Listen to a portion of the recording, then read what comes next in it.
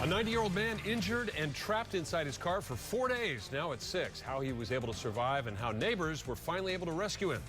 Good evening. I'm Brendan McLaughlin. And I'm Wendy Ryan. Thanks for joining us. A 90-year-old New Port Richey man is in the hospital tonight, recovering after neighbors say he was stuck inside his car for 4 days.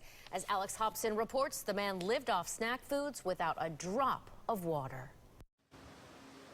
Everything seems normal in the neighborhood until Tim Weidman walked by 7617 Mitchell Ranch Road and heard what sounded like his elderly neighbor in distress. And he, calls me over, and I start to walk over, and he tells me that he can't move his legs. Weidman says after getting the garage up, he learned his neighbor, 90-year-old Justin Ambrosia, who goes by the nickname Jay, had been stuck in his car for 4 full days.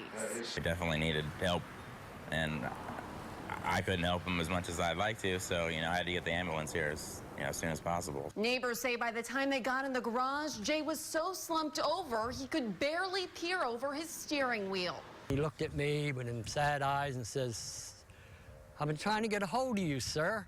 And I just welled up and had to walk out. I had tears running down my face. Next door neighbor Carl France says Ambrosia told him he tripped at Publix. France says he broke his hip and his arm. Neighbors tell us Ambrosia said the store employees helped him get back in the car. And by the time he got home, he was too weak to get himself out. So for 4 days, neighbors tell us he lived here on cookies, cake, and empty ice cream cones, keeping track of time with Fig Newtons. I said, "Jay, when did you get here?"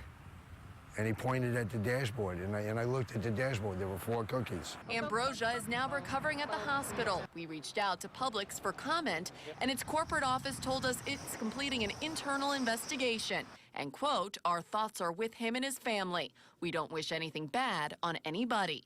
Neighbors feel if it wasn't for Weidman, Ambrosia may not have made it. Glad I saw him when I did. In New Port Richey, Alex Hobson, ABC Action News.